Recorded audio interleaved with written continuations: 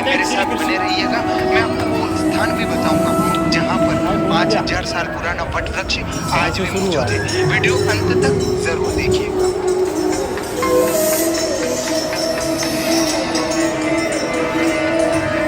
दो कमरे पड़े थे, कहाँ से शुरू होगा?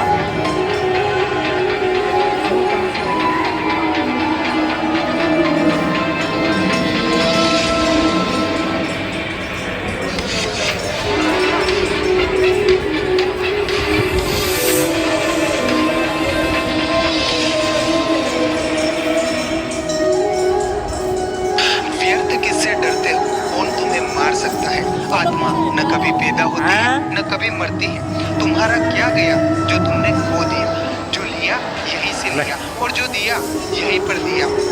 जो आज तुम्हारा है कल किसी और का था और परसों किसी और का। अपना पराया मेरा तेरा सब भेदभाव मन से हटा दो। यह शरीर अग्नि आकाश वायु और पृथ्वी जल से मिलकर बना है और अंत में इसी में मिल जाएगा। अपने आप को ईश्वर को समर्पित कर दो। यही एक उत्तम सहारा है। यही कुछ ऐसे शब्द थे जो भगवान श्री कृष्ण ने यहीं पर दिए थे। यानी आप मेरे पीछे देख सकते हैं गीता उपदेश स्थली ज्योतिषर। यही वो मध्य स्थान है जहाँ एक तरफ पांडवों की सेना थी और एक तरफ कौरवों की। यहाँ पर बीच में भगवान श्री कृष्ण ने खड़े होकर गीता का उपदेश दिया था। साथियों हमारे साथ मौजूद है पुष्पेंद्र जी शर्मा जो फिर यहीं के हैं। ये हमें पूरे ही ज्योतिषर में मौजूद मंदिरों की सारी जानकारी बताएंगे। सर सबसे पहले आपके बारे में कुछ जानकारी दीजिए और फिर यहाँ के बारे में सारी जानकारी विस्तार से हमें बताएंगे। मैं पुष्पेंद्र शर्मा ज्योतिषर से हूँ। ये गांव काफ़ी बड़ा है और लगभग 10,000 आबादी वाला गांव है और ये गांव इसी मंदिर के नाम से है, ज्योतिषर यानी कि ज्ञान का सरोवर। हम खड़े हैं ज्योतिषर तीर्थ पर।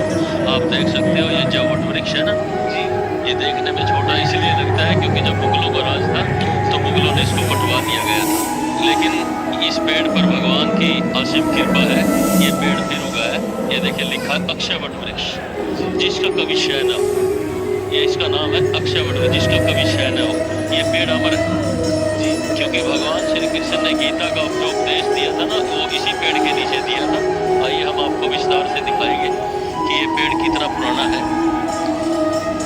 जब दोनों सेनाएं कुरुक्षेत्र में इकट्ठी हुई थी तो अर्जुन ने कहा था कि मुझे दोनों सेनाओं के बीच ले चलिए।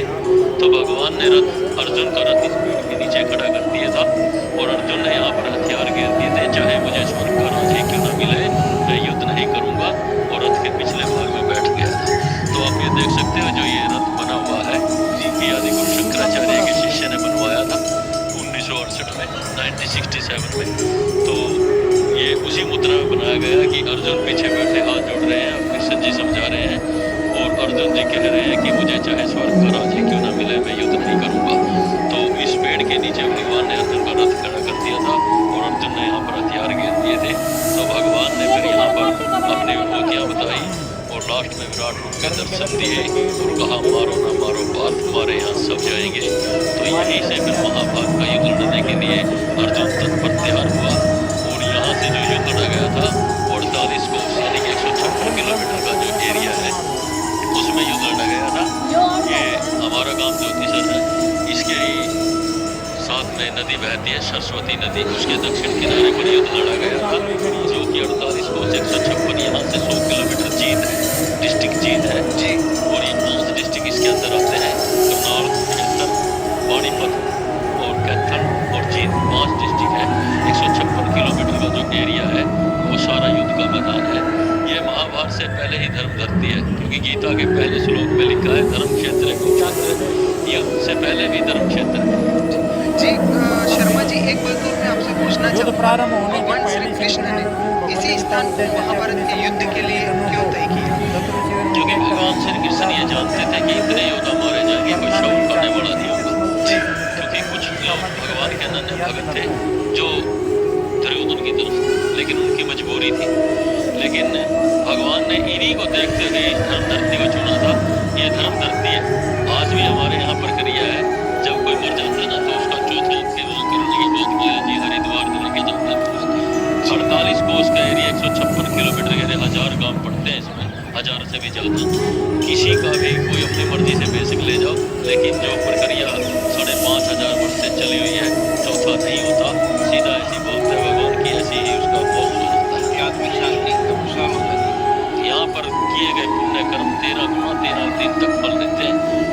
और भगवान ने ये इसीलिए ये धर्ती चुनी थी कि जो यहाँ मरे सीधा मोक्ष। इसलिए युद्ध क्षेत्र में लड़ा गया था। अगर देखा जाए तो युद्ध राजस्थान में होना चाहिए था।